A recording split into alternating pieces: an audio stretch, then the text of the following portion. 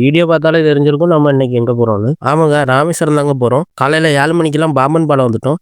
சரி வியூ நல்லா இருக்குன்ட்டு ஃபோட்டோ வீடியோலாம் எடுத்துட்டு ராமேஸ்வரம் கடலுக்கு குளிக்க போயிட்டோம். நாம பொங்கலுக்கு அடுத்த நாள் ராமேஸ்வரம் போனோம். அதனால 2 டேஸ்ல தை அமாவாசை வரனால க்ரௌட் அதிகமாவே இருந்துச்சு. அங்க போன உடனே எங்களுக்கு ஒரே டவுட் தான். ஏன்னா இது தமிழ்நாடு தானா இல்ல நம்ம மாறி வடக்கன்ஸ் ஏரியாவுக்கு எதுவும் வந்துட்டோமான்னு. ஏன்னா பாக்குறவங்க எல்லாமே வடக்கன்ஸாவே இருந்தாங்க.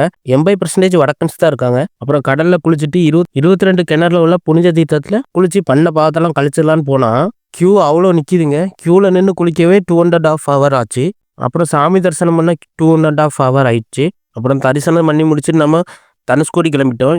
இது கோயில இருந்து 25 கிலோமீட்டர் டிஸ்டன்ஸ்ல இருக்கு. இந்த இடத்துல ஏன் தனுஷ்கோடின்னு பேர் வந்துச்சுன்னா, தனுஷ்னா வில்லுன்னு அர்த்தம். நம்ம ராசியில கூட பாத்தீங்கன்னா தனுஷ் ராசிக்கு வில்லு சிம்பிள் போட்டுப்பாங்க. கோடி அப்படின்னா முனைன்னு அர்த்தம். அதாவது வில் போன்ற கடலையும் முனை போல நிலப்பரப்பையும் கொண்டு இருக்கிறதுனால இதுக்கு இந்த பேர் வந்துச்சு. அது மட்டும் இல்லாம இது வங்கக்கடலும் பெருங்கடலும் இணைக்கக்கூடிய இடமாக்கும்.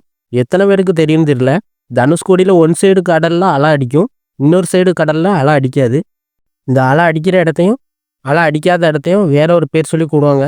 இந்த பேர் என்னன்னு உங்களுக்கு தெரிஞ்சா கமெண்ட்ல சொல்லிட்டு போங்க. அப்புறம் டெலஸ்கோப்பி வச்சு ஏதோ பார்த்துட்டு இருந்தாங்க.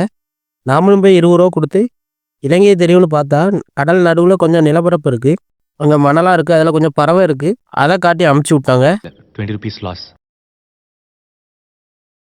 இதெல்லாம் பார்த்து முடிச்சுட்டு ஃபோட்டோ வீடியோலாம் எடுத்துட்டு வீட்டுக்கு கிளம்பும்போது தான் இதை பார்த்தோம்.